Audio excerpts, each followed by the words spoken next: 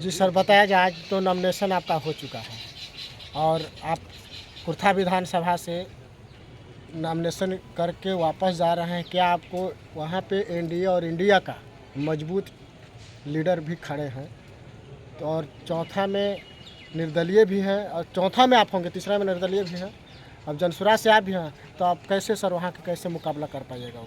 ये बिहार की जनता को मालूम है कि एक तरफ महागठबंधन है तो दूसरे तरफ है राष्ट्रीय जनतांत्रिक गठबंधन है।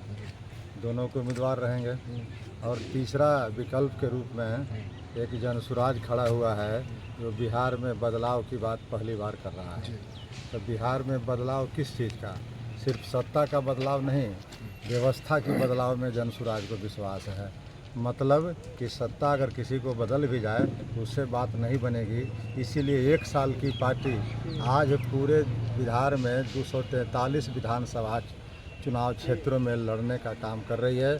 लेकिन 50-60 और कई वर्षों की पार्टियां आज गठबंधन में लड़ रही है और वह गठबंधन भी नहीं ठीक से हो पा रहा है, गठबंधन हो रहा है। वैसी स्थिति में जनसुराज का जो संकल्प है कि बिहार को हम बदल करके दम लेंगे।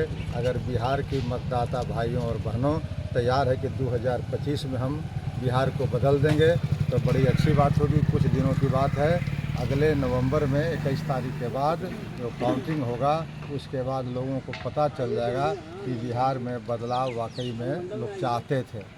और अगर नहीं चाहते हैं बिहार के मतदाता भाई और बहन तो फिर 2025 के बाद 2030 में, 30 में नहीं 35 में, लेकिन बिहार को बदलने का संकल्प हम तमाम लोगों को लेने की ज़रूरत है। इसलिए लेने की ज़रूरत है कि जिनके हाथों में बिहार में 20 साल तक सत्ता दिया, जिनके हाथों में बिहार में पिछले 15 साल तक सत्ता दिया, आज बिहार की स्थिति क्या है? आज देखेंगे राष्ट्रीय जो विकास के मानक है उसमें जहां बिहार कल खड़ा था वहां आज भी बिहार खड़ा है। यानी कि शिक्षा और चिकित्सा में सबसे नीचे है बिहार पावदान पर। पूरे भारत के जितने राज्य हैं सबसे नीचे हैं। तो 20 साल से अधिक समय देने का क्या मतलब होता है भाई? सर महागठबंधन के सर अभी कुर्था में प्रत्याशी सर घोषित नहीं किए गए हैं सर, इस पे आपको सर क्या कहना है? प्रत्याशी तो हम लोग को मालूम हो चुका है, लेकिन अब आपको जब तक मीडिया में नहीं आती तब तक हम लोग भी ये बात नहीं कहते हैं।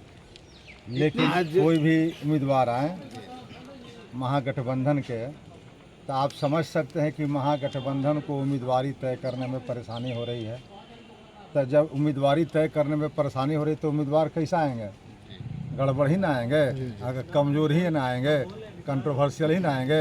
अगर उनके पास अच्छा उम्मीदवार होगा तो पहले ही खेप में उम्मीदवार उतार देगा। सर आप महागठबंधन से एमएलसी थे सर, इस पे सर आपको क्या कहना है? कैसे जनसुराज सर ज्वाइन किए सर? देखिए, महागठबंधन से यानी राष्ट्रीय जनता दल से हम बिहार विधान परिषद के सदस्य थे। 2020 में हम बने थे, 2026 तक हमारा टर्म था, 6 साल का होता है, सब जानते हैं। लेकिन 2024 में ही हम बिहार विधान परिषद के सदस्य से बर्खास्त कर दिए गए। बर्खास्त इसलिए कर दिए गए कि हम 111 जातियों के आंदोलन को लीड कर रहे थे। बिहार में जो अति पिछड़ा वर्ग है वह उसमें अपेक्षाकृत संपन्न जातियों को डाल दिया गया था। उसको हमने मांग किया था कि इसकी समीक्षा कर ली जाए, आयोग बना दी जाए, तब जाकर के इस तरह के निर्णय किया जाए। यह संवैधानिक कदम था। इसके लिए हम अभी सर्वोच्च न्यायालय में भी मामला लंबित है और सड़कों पर मैंने आंदोलन करने का भी काम किया।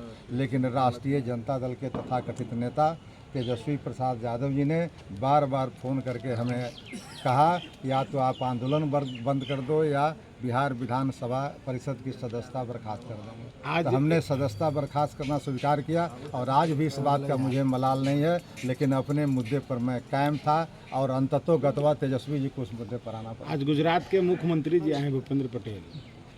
अब तो चुनाव है, बिहार का चुनाव ये पूरे देश का चुनाव होगा। देश नहीं बल्कि दुनिया का ध्यान है कि बिहार से लोकतंत्र की भूमि है, जननी है।